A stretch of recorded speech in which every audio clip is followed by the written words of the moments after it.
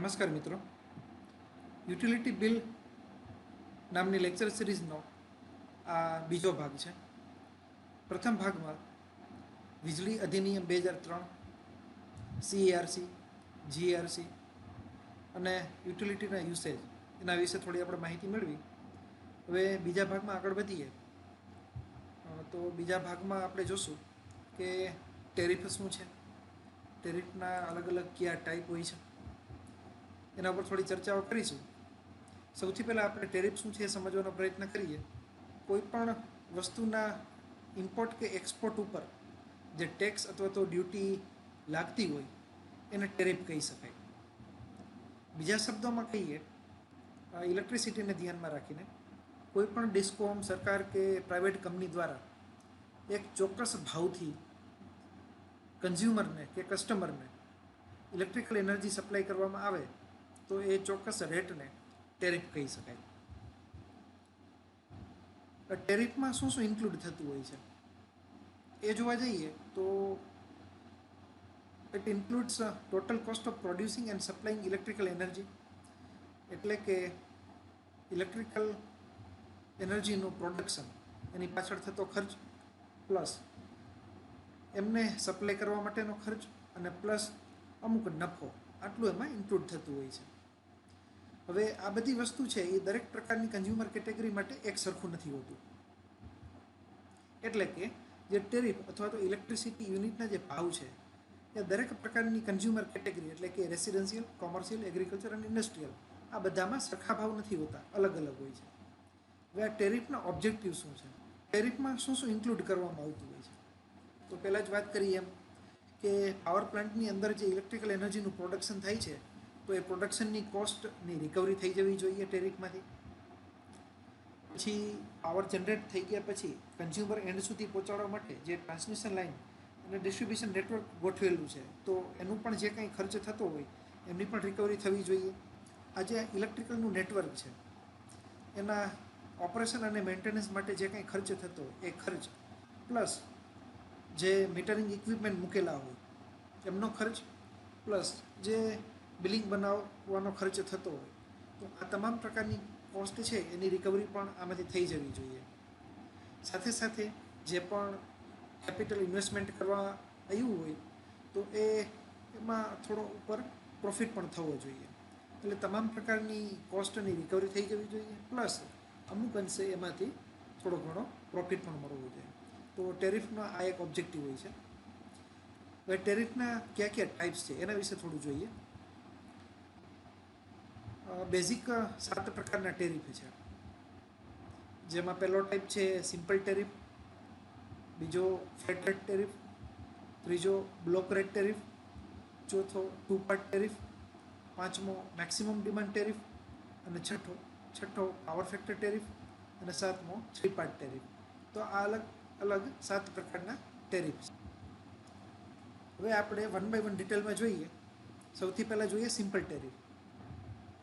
When there is a fixed rate per unit of energy consumed is called simple tariff or uniform rate tariff. એટલે કે જે આપણે energy consume કરીએ છીએ electrical, તેના એક યુનિટ દીઠ ભાવ પહેલેથી ફિક્સ જ હોય, એ ક્યારેય ચેન્જ થતો ના હોય, તો એમને સિમ્પલ ટેરિફ અથવા તો યુનિફોર્મ રેટ ટેરિફ કહી શકાય. હવે આ ફિક્સ ભાવ એટલે બધા માટે સરખો, દરેક પ્રકારની કન્ઝ્યુમર કેટેગરી માટે જો સરખો ભાવ હોય. In this type of tariff the price charged per unit does not vary with the increase or decrease in the number of units consumed. એટલે કે એ કન્ઝ્યુમર તરીકે આપણે ગમે તેટલા યુનિટ યુઝ કરીએ તો પણ સરખો જ ભાવ રહીએ. કોઈ કન્ઝ્યુમર છે, માનો કે રેસિડેન્શિયલ કન્ઝ્યુમરનું એક્ઝામ્પલ લઈએ તો કોઈ એક ઘરની અંદર એક મહિનામાં 100 યુનિટ વપરાણા તો પણ એના માટે એક યુનિટનો જે ચાર્જ લેવામાં આવતો હોય એ એટલો જ હોય જેટલો કોઈ બીજા રેસિડેન્શિયલ કન્ઝ્યુમરે માનો કે 500 યુનિટ વાપરેલા છે તો એ 500 માટે પણ એને સરખો ભાવ લાગે, તો એમને સિમ્પલ ટેરિફ કહી શકાય. બીજા પ્રકારનો ટેરિફ જોઈએ, flat rate tariff. When different types of consumers are charged at different uniform per unit rate it is called flat rate tariff. એટલે કે અલગ અલગ પ્રકારના જે કન્ઝ્યુમર છે, જેમ આપણે વાત કરી કે રેસિડેન્શિયલ, એગ્રીકલ્ચર, ઇન્ડસ્ટ્રીયલ, આ બધા કન્ઝ્યુમરને અલગ અલગ ભાવ પણ એક યુનિફોર્મ કે સમજી લો કે રેસિડેન્શિયલમાં 100 યુનિટ વપરાય ત્યાં સુધી 1 યુનિટના 4 રૂપિયા ગણો. કોમર્શિયલની અંદર 100 યુનિટ વપરાય ત્યાં સુધી 4.5 રૂપિયા ગણો. ઇન્ડસ્ટ્રીમાં 100 યુનિટ સુધી 5 રૂપિયા ગણો.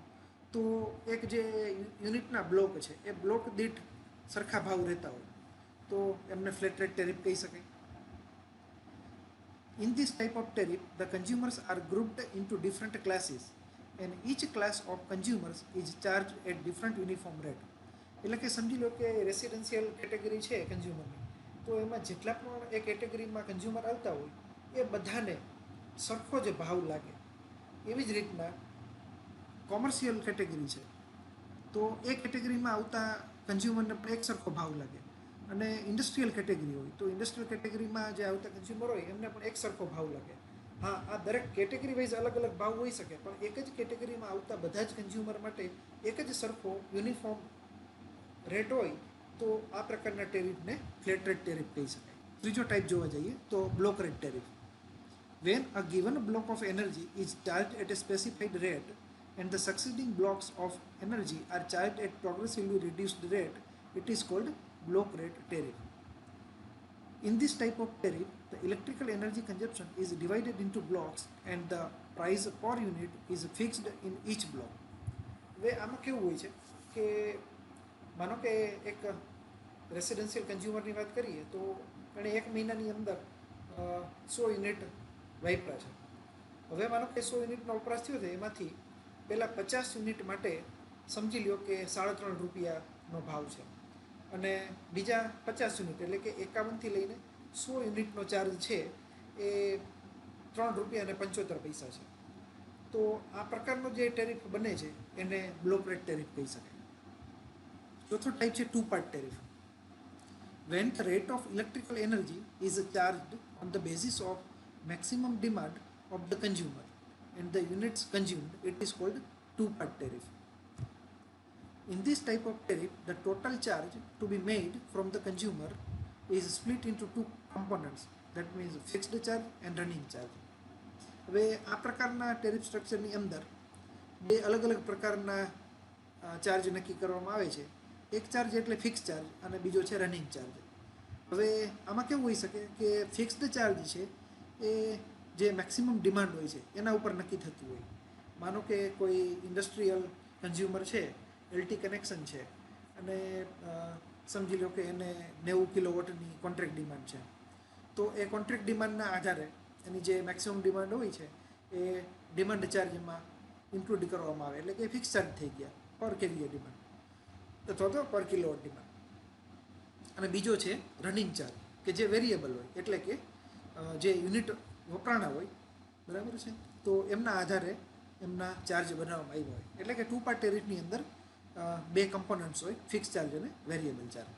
The fix charges depend upon the maximum demand of the consumer while the running charges depend upon the number of units consumed by the customer. પાંચમા પ્રકારની વાત કરીએ તો maximum demand tariff. It is similar to two-part tariff with the only difference the maximum demand is actually measured by installing maximum demand meter in the premises of customer. This type of tariff is mostly applied to big consumers. It is not suitable for a small consumer like residential consumer.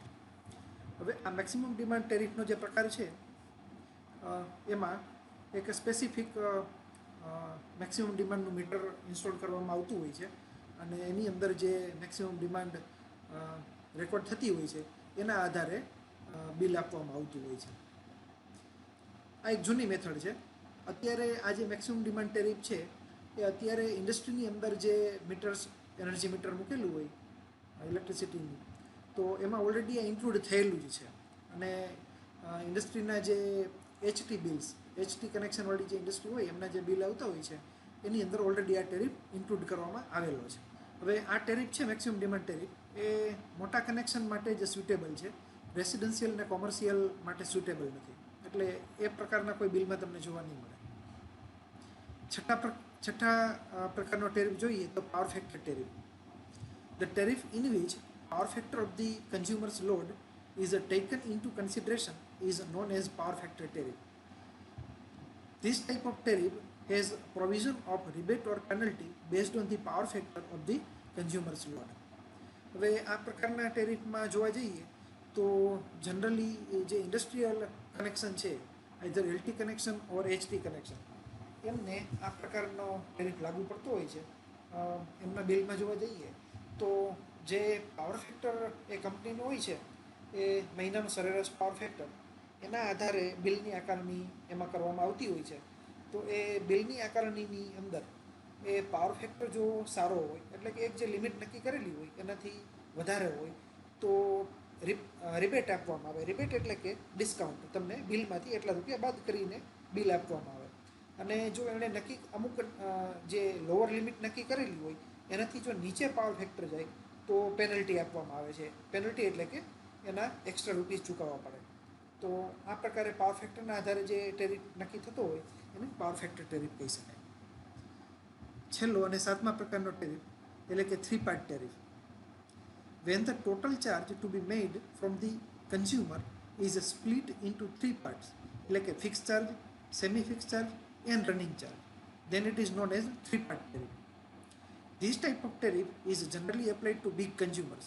એટલે કે આ પ્રકારનો tariff છે એ generally મોટી ડિમાન્ડવાળા મોટા વપરાશકર્તા હોય, જેમ કે ઇન્ડસ્ટ્રી છે એચટી કનેક્શનવાળી અથવા તો એલટીએમટી કનેક્શન મોટું હોય તો એ પ્રકારે એમાં લાગુ પડતું હોય છે.